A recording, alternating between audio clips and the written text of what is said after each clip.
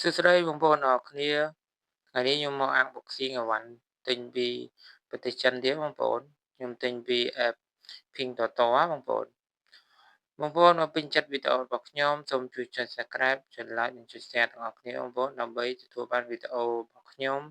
មុនគេបងប្អូនកញ្ចប់ដែលខ្ញុំទិញនេះគឺជាសម្បកទូរស័ព្ទម៉ាក Vivo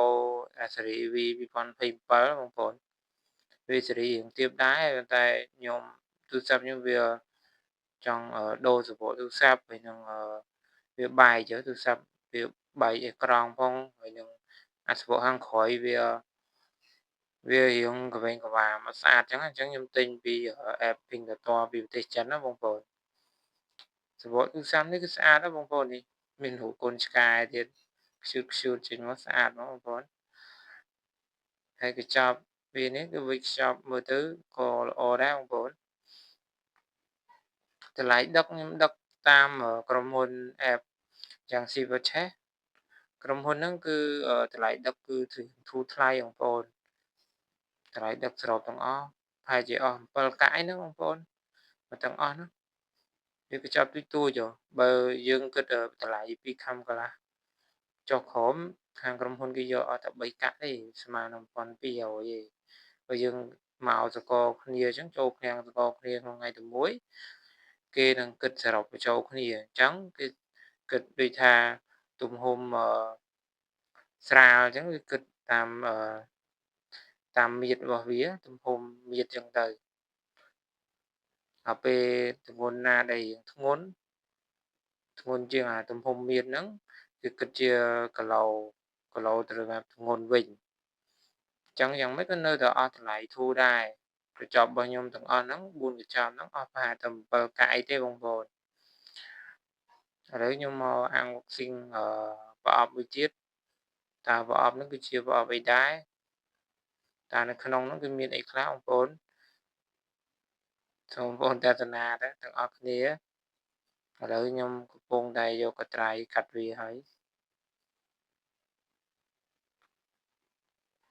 ខ្លាចកាត់អត់ស្រួល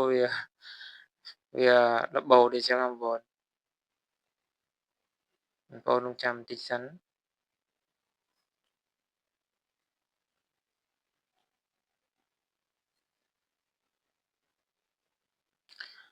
យៈពេលដឹកជញ្ជូនគឺរៀងលឿនដែរបងប្អូនប្រហែលជាពេលខ្លះក៏8ថ្ងៃអញ្ចឹងទៅពេលខ្លះក៏10ថ្ងៃមកដល់ភ្នំពេញដែរបងប្អូនបន្ទាប់មកបានយើងចង់ទៅយកពីខាងឃ្លាំងនៅភ្នំពេញក៏បានយើងផ្ញើតាមដូចថាយើងនៅខេត្តឆ្ងាយអញ្ចឹងយើងផ្ញើតាមវីរៈប៊ុនធម្មឬក៏ JNT អញ្ចឹងទៅនេះគឺជាប្រអប់ដែលគេវេចខ្ចប់មកគេនិយាយចំគេការពារបែកទេបងប្អូនតាំងពីខ្ចប់មានថង់ខាងក្រៅថង់ដូចកុំឲ្យវាបែកទេបងប្អូនហើយមានគេថែមជាទូរវិសកាវហើយនឹងសម្រាប់ស្អិតនោះនេះគឺជាប្រអប់កញ្ចក់ទូរស័ព្ទបងប្អូនខ្ញុំទិញកញ្ចក់ទូរស័ព្ទពីប្រទេសចិននេះតម្លៃវាអស់$7កញ្ចក់ទូរស័ព្ទម៉ាក Vivo ស៊េរី V 2027តែរៀងទាបដែរតែខ្ញុំយកទិញយកមកដូរដោយសារវាបែកកញ្ចក់តម្លៃវាតែ$7ទេកញ្ចក់ទូរស័ព្ទបងប្អូនហើយខាងនោះអ្នកលក់នោះគេថែមឲ្យជា screen screen មួយផងដែរនៅក្នុងជាមួយនឹងកញ្ចក់ទូរស័ព្ទនោះបងប្អូនហើយខ្ញុំភ្លេចប្រាប់មិញហ្នឹងសំបកទូរស័ព្ទដែលសម្រាប់សំបកដាក់ពីក្រោយទូរស័ព្ទនោះរូបកូនឆ្កែជួននោះអានោះតម្លៃតែ6កាក់ទេបងប្អូនវាស្មើនឹងថាគាត់ថា2600គិតជាលុយខ្មែរ2600អីហ្នឹងដល់ពេលវាធូរថ្លៃបើយើងទិញនៅខ្មែរវិញតម្លៃស្ទើរតែប្រហែល10000ឯដែរមើលទៅនេះខ្ញុំទិញពី App Pinduoduo បងប្អូនแล้วកញ្ចក់ទូរស័ព្ទនេះគឺល្អបងប្អូនខ្ញុំតេស្តមើលដែរល្អអត់អីទេហើយគេមាននេះกระดาษការណែនាំសម្រាប់យើងដូរជាកញ្ចក់ទូរស័ព្ទខ្ញុំទិញយកមកដូរទូរស័ព្ទខ្លួនឯង ដោយសារវាបែកជាក្រង់ហើយនឹងចង់ដូរអាសំបកក្រោយហើយនឹងតួកតាវាហើយនឹងសំបកកតាវាដែលវាហូរឆ្កេះឆ្កូននេះខ្ញុំដូរឲ្យអស់ត្មងទៅអញ្ចឹងនៅសល់តែម៉ាស៊ីននេះដែរម៉ាស៊ីនចាស់គេឲ្យដូរថ្មីទាំងអស់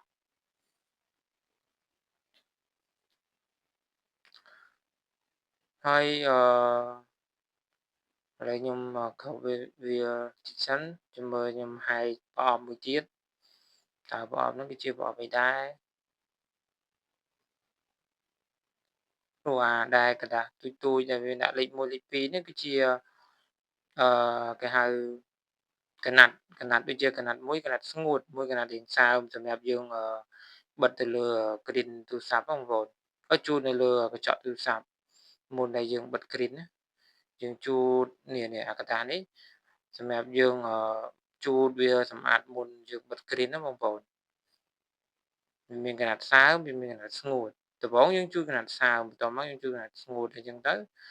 ហើយបានយើងបិទ screen ទូរស័ព្ទដែលគេថែមឲ្យហ្នឹងហើយក៏ខ្ញុំក៏បានទិញ screen ទូរស័ព្ទ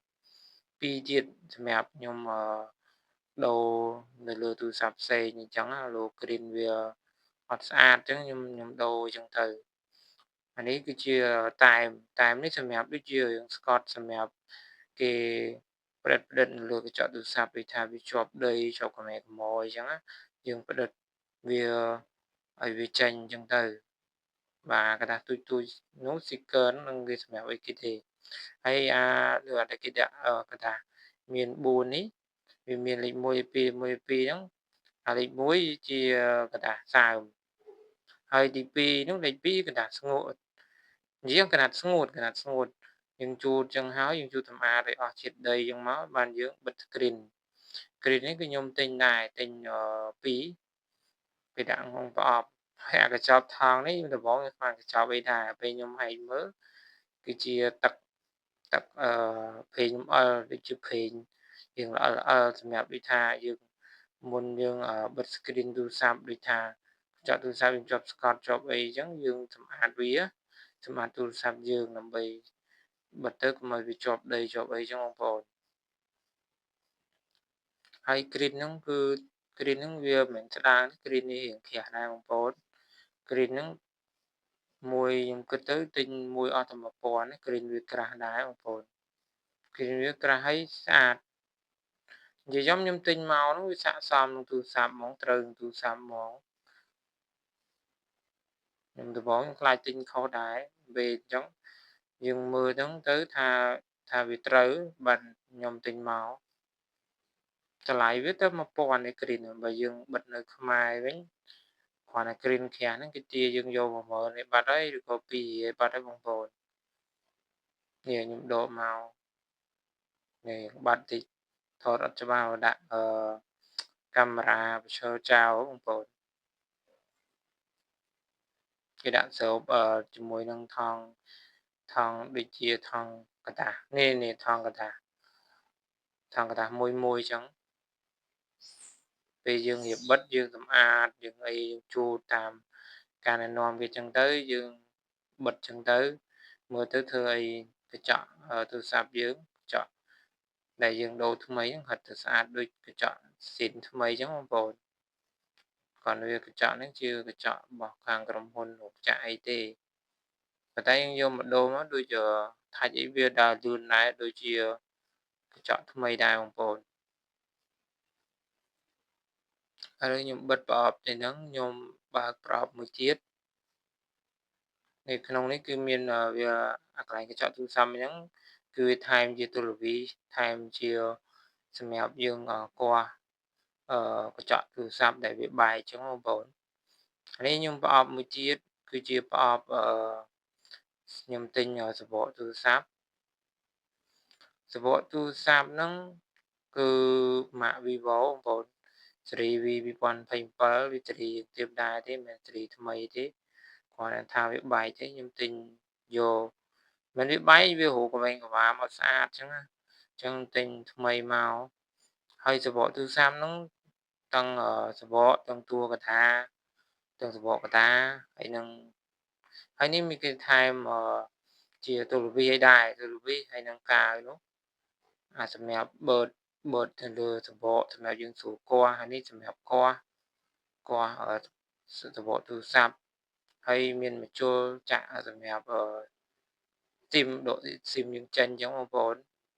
ហើយមានជ័រយ៉ាងខៀវៗនោះសម្រាប់យើងគាស់ទូរស័ព្ទគាស់កន្លែងគឺវាទូចៗអានេះកាវបិទទៅពេលយើងគាស់ហើយយើងបិទតាមបកតាមការណែនាំរបស់គេហ្នឹងហើយការវេចខ្ចប់វាគឺល្អបងប្អូននេះវេចខ្ចប់គឺមានថង់រុំព័ទ្ធជុំវិញតម្លៃវាគឺសរុបទាំងអស់អត់ទៅ4រៀល5កាក់ទេបងប្អូនគឺទូថ្លៃខាងនោះគេមានខ្ញុំទិញមួយឈុតវាមិនទាំងអស់ហ្មងទុកទទួលមកសិនទេថោទុកទទួលម៉ាស៊ីនចាស់ទេបើទុកតែម៉ាស៊ីនចាស់បើថាការសំបកអីហ្នឹងខ្ញុំដូរទាំងអស់ហ្មងវាមាននេះមានជាសំបកទូរស័ព្ទខាងក្រៅខ្ញុំទិញពណ៌ខៀវហើយមានតួកតាហើយនឹងកញ្ចក់នេះតួកតាបងប្អូនតួកតាសម្រាប់យើងយកមកយើងដូរអញ្ចឹងទៅដូរតាមដូចឯទូរស័ព្ទវាស៊ីតអញ្ចឹងណាបងប្អូនហើយមានកញ្ចក់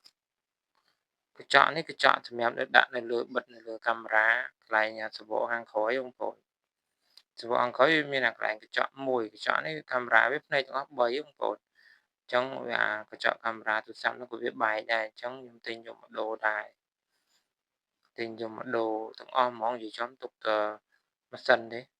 ទាំងសំបកកតាធ្វើអីខ្ញុំដូរទាំងអស់និយាយចំដូរដូចទូរស័ព្ទថ្មីបងប្អូននេះខ្ញុំយកមកវាស់មើលថាវាត្រូវអត់តែខ្ញុំទិញមកក៏អត់ខុសដែរសំបកនេះ